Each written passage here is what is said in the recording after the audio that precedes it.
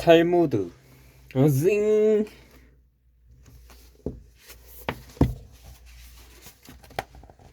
목숨을 구한 작은 선행. 작은 보트를 가진 한 사나이가 있었다.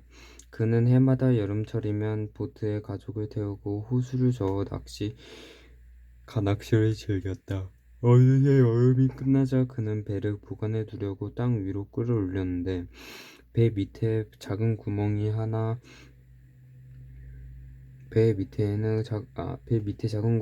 뚫려 있었다. 아주 작은 구멍이었다. 그는 어차피 겨울 동안은 배를 육지에 놓아둘 것이므로 내년 봄에나 수리해야겠다고 생각하며 그대로 내버려두었다.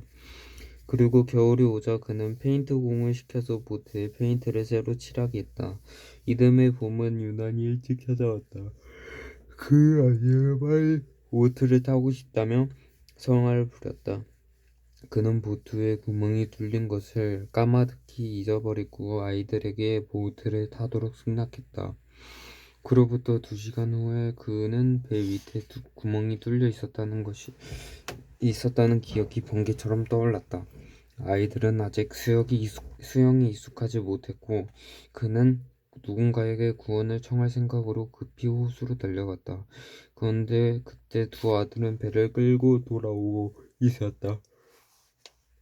그는 안도의 한숨을 내쉬며 두 아들을 포옹한 다음 배를 조사했다. 그런데 누군가가 배의 구멍을 막아놓았던 것이다. 그는 페인트공이 배를 칠할 때 그 구멍까지 고쳐준 것이라고 생각하고 선물을 들고 그를 찾아갔다.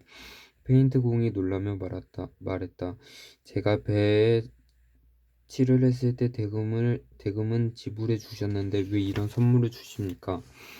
배에 작은 구멍이 뚫려 있었다는 것을 당신은 페인트칠을 하면서 발견하고 막아주셨지요. 올 여름에 그것을 고쳐서 사용할 생각이었는데 깜빡 잊고 있었답니다. 당신은 내가 그 구멍을 수리해달라는 부탁도 하지 않았는데 깨끗이 수리해 주었소.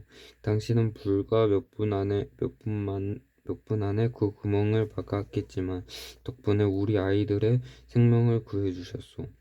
선행이란 타인의 얼굴에 미소를 가져오는 행위다. 걱정해야 할 사람. 그는 전부터 친구에게 많은 돈을 빌렸었다.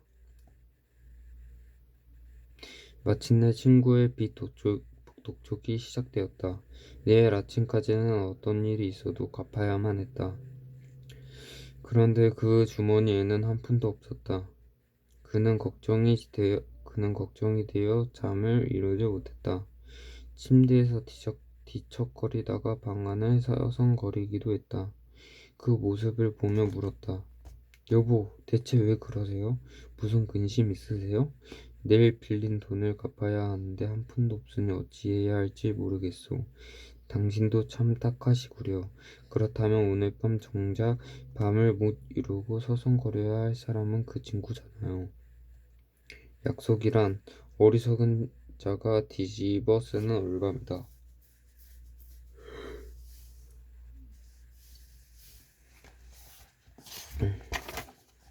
부자와 현인. 스승과 제자의 대화다. 부자와 현인 중 어느 쪽이 위대합니까? 그야 말할 것도 없이 현인 쪽이지. 그렇다면 왜 부자의 집에는 학자나 현인들이 드나드는데 현인의 집에는 부호가 시중을 들고 있지 않는 건가요? 현인은 영리해서 돈이 필요하다는 것을 잘 알고 있다. 그러나 부자는 현인으로부터 지혜를 배워야 한다는 것을 모르고 있기 때문이지. 부자가 되는 길은 세 가지밖에 없다. 근면과 증여, 그리고 도둑이다. 그런데 근면한 자가 왜 얻는 몫이 그렇게 적어야 하여 분명한 이유는 거지와 도둑이 너무 많이 차지하기 때문이다. H.주지 우는 까닭. 깊은 산 중에 훌륭한 운전자가 살고 있었다. 그는 고결한 행실과 친절하고 자애심이 두터운 인격으로 모든 사람들에게서 존경을 받고 있었다. 늘 세심한 주의력으로 한 마리의 개미도 밟지 않도록 조심해서 걸었고 자연의 그 어떤 피조물도 피해를 주지 않으려 신중하게 생활해 나아갔다. 제자들도 물론 그를 대단히 존경하고 있었다.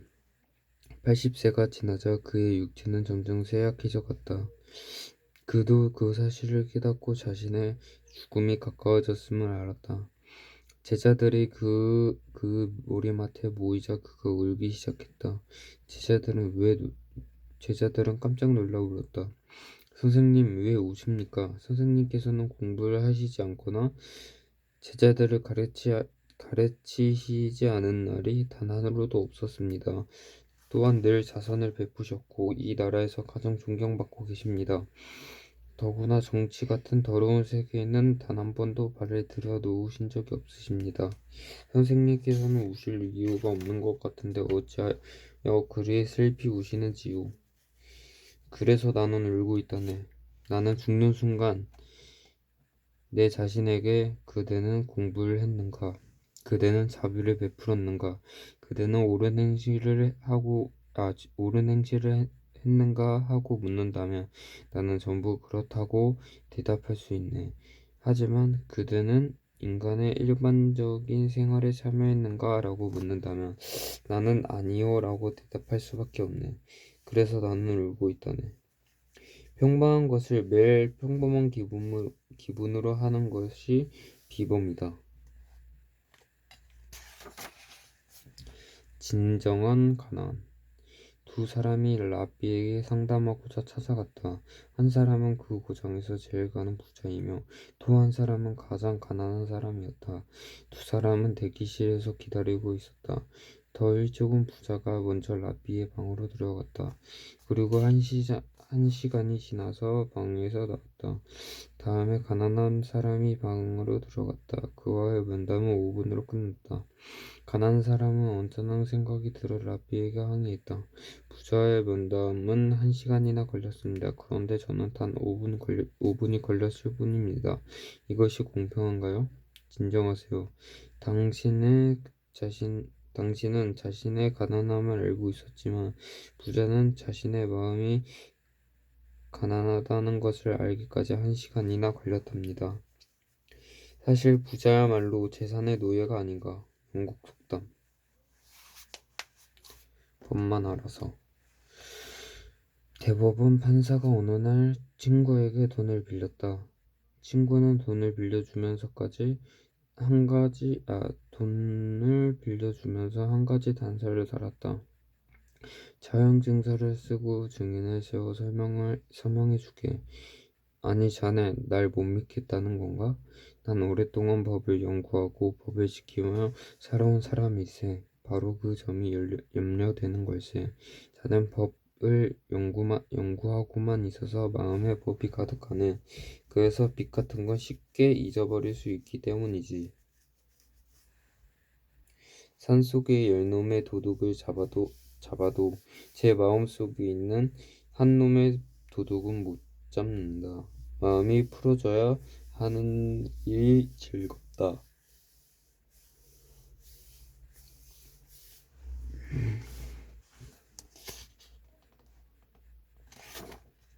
훌륭한 제자.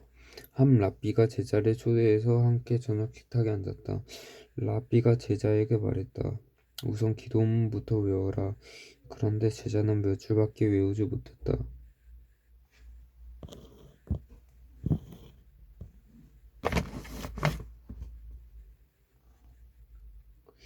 다른 기도문은 물론이고 이제까지 가르친 내용들마저 거의 외우지 못했다. 랍비는 화가 나서 제자를 꾸짖었다. 식사가 끝나자 제자는 풀이 죽어 들어갔다. 며칠 뒤 랍비는 그 제자에 관한 소문을 들었다.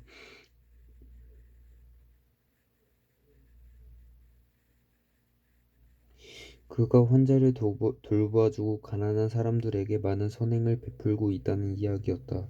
순간 랍비는 부끄러운 생각이 들었다. 그는 제자들이 모이자 이렇게 말했다. 마음속 생각은 행동으로 나타나게 되어 있다네. 하지만 몇만 권을 몇만 권의 책을 읽어서 많은 지식을 갖고 있다 해도 마음을 경작하지 않는다면 단지 알고 있는 것에 불과할 뿐이라네. 옛사람이 말을 함부로 하지 않는 것은 몸소 실천함이 따르지 못할까 두려워하였기 때문이다.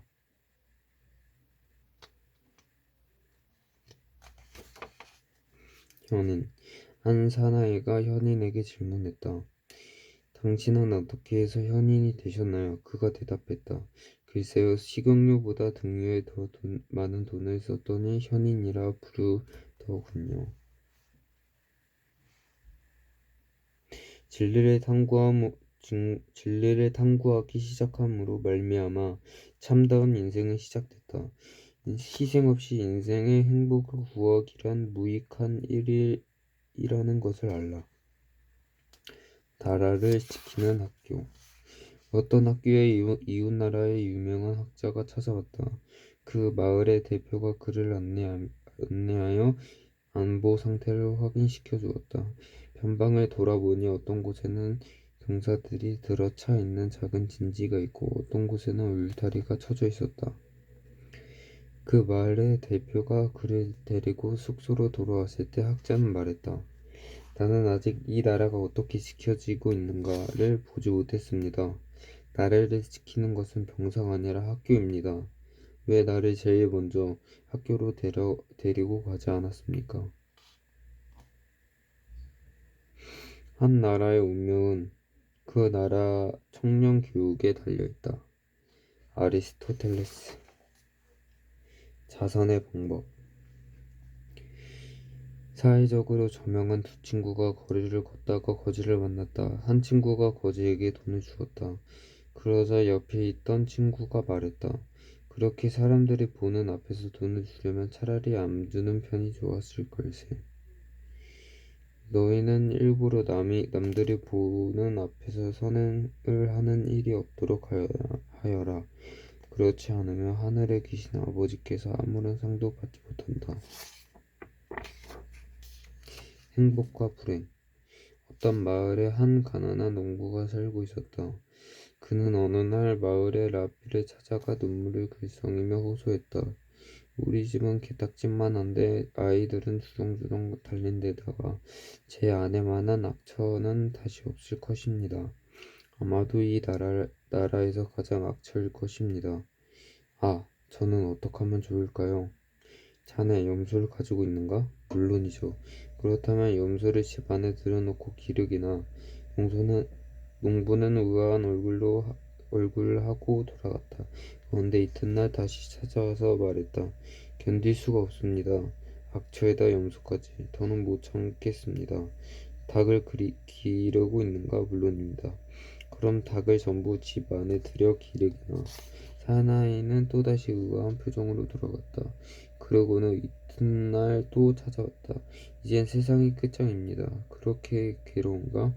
마누라에다 염소에다 10마리 닭에다. 오오. 하느님 맙소사. 그럼 염소와 닭을 모두 내물고 내일도 한번 찾아오기나. 이튿날 그 가난한 농부는 다시 찾아왔다. 이번엔 혈색도 좋고 마치 황금의 산에서 나온 것처럼 두 눈이 반짝반짝 빛나고 있었다. 염소와 닭을 모두 내몰았습니다. 집은 이제 궁전 못지 않습니다. 마술은 내 마음에 있다. 내 마음이 지옥을 천국으로 만들 수 있으며 천국을 지옥으로 만들 수 있다. 그러므로 자연의 비밀을 풀어 인류의 행복에 기여하라. 마술은 내 마음에 있다. 내 마음은 지옥을 천국으로 만들 수 있으며 천국을 지옥으로 만들 수 있다.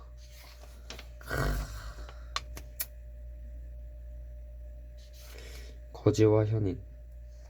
어떤 마을에 태도가 경건하고 정직한 사람이 있었다.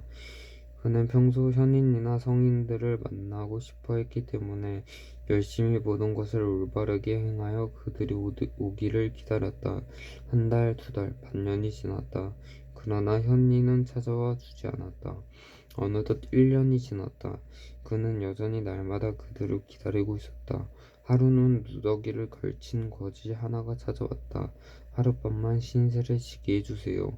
그는 성인을 기다리던 중에 거지가 찾아오자 실망스러운 목소리로 말했다.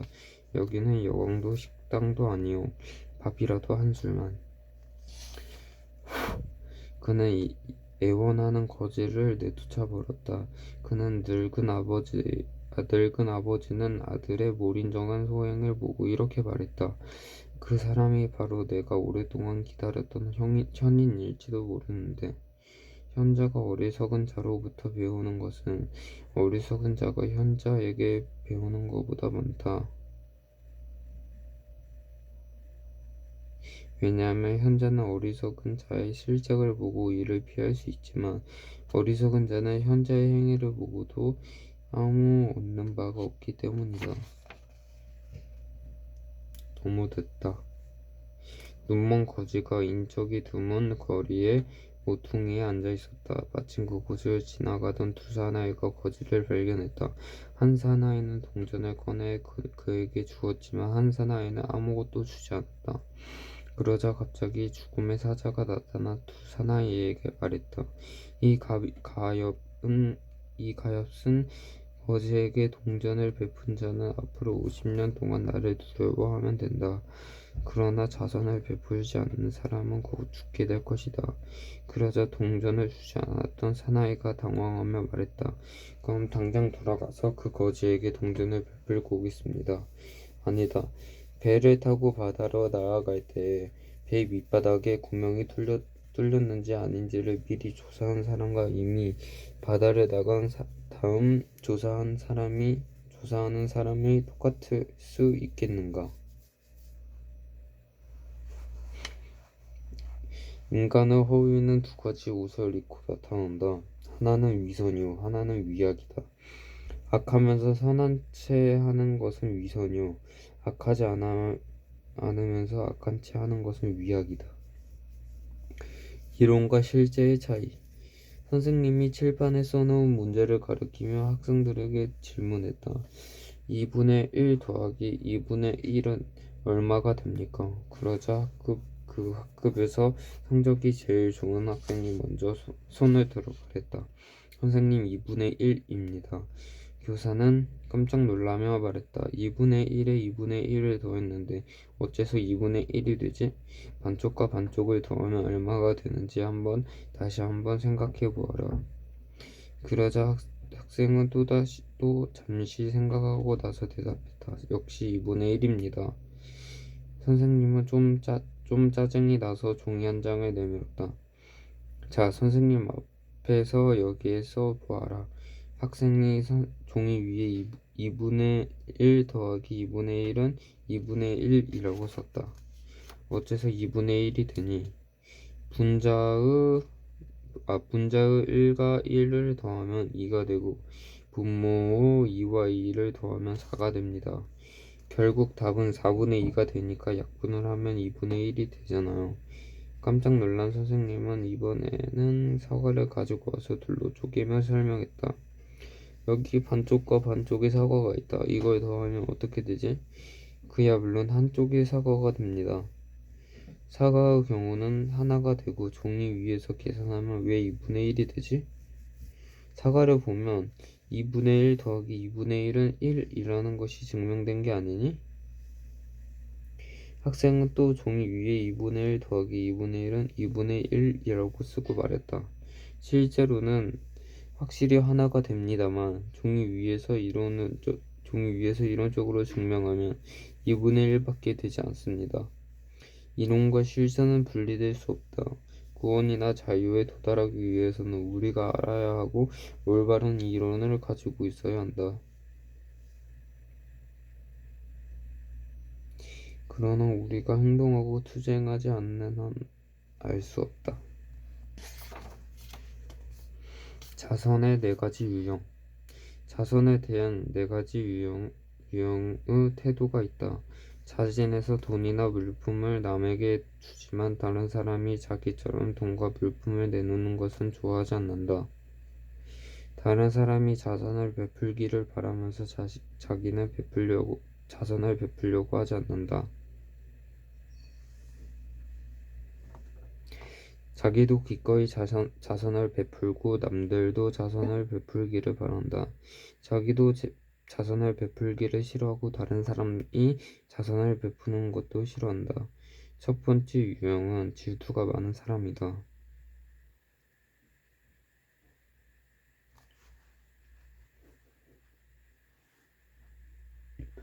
두 번째 유형은 자기를 저하시키는 사람이며, 세 번째 유형은 선량한 사람이고,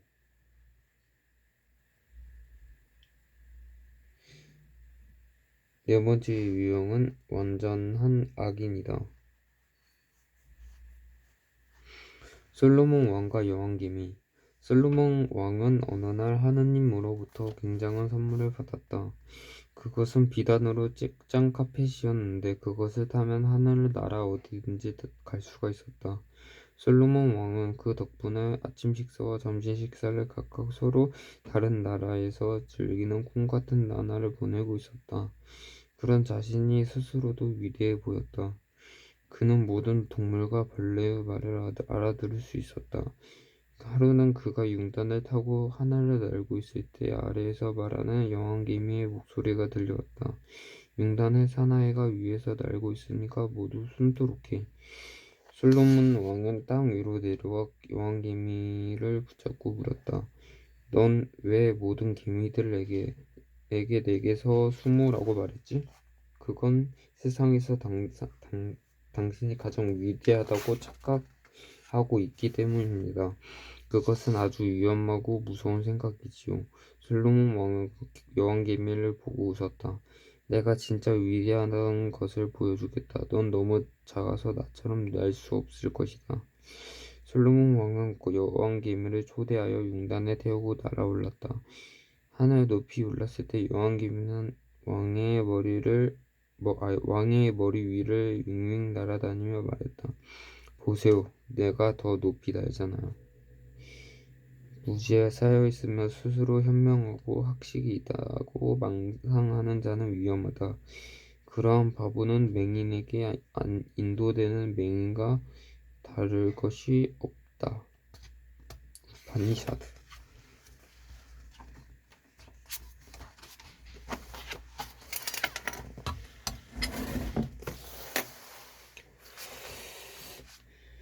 (68쪽)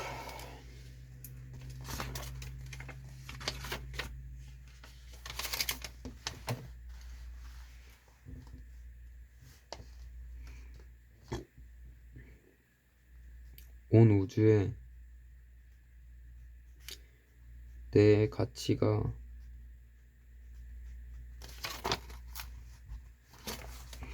전해지도록 하기.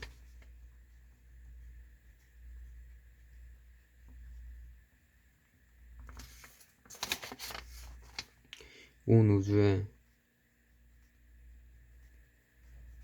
내 가치가 전해지도록 하기.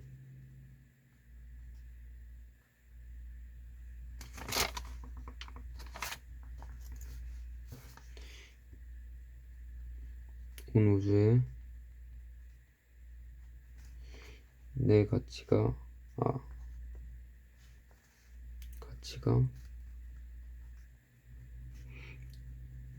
전해지도록 하기.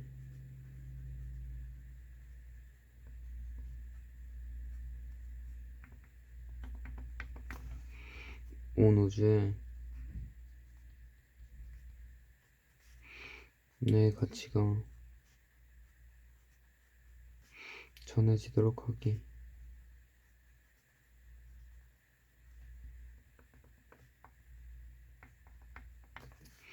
온 우주에 내 가치가 전해지도록 하기.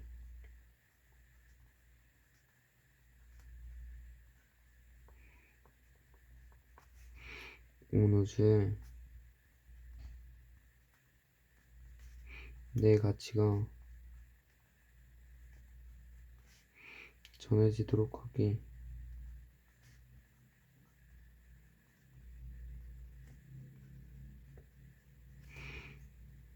온 우주에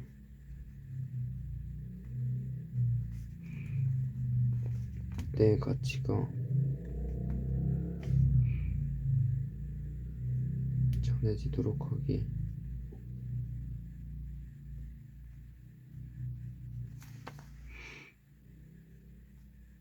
온 우주에 내 가치가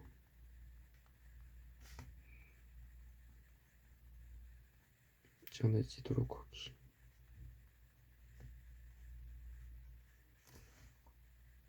온 우주에 내 가치가 전해지도록 하기.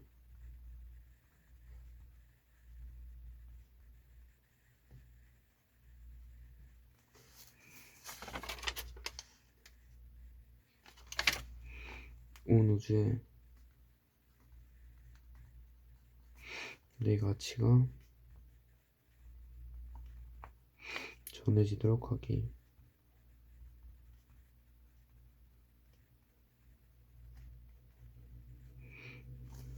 온 우주에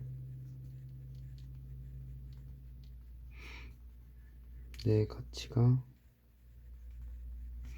전해지도록 하기.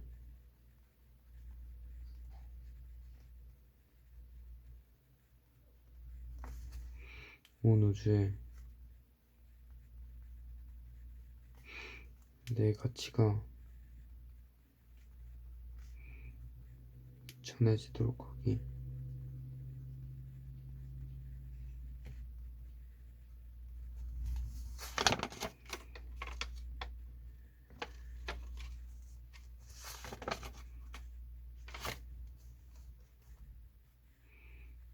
선한 가치를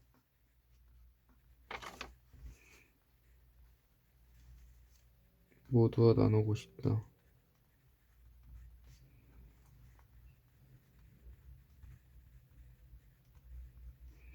선한 가치를 모두와 나누고 싶다.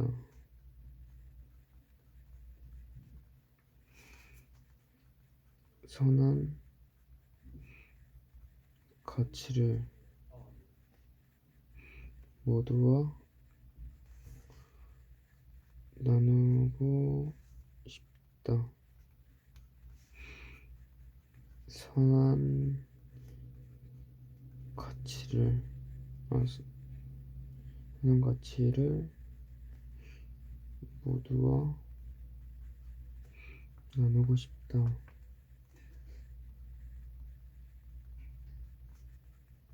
선한 가치를 모두와 나누고 싶다.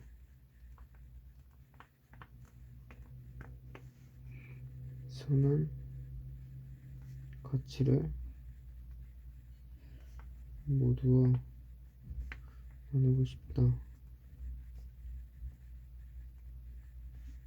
선한 가치를 모두와 나누고 싶다. 선한 가치를 모두와 나누고 싶다.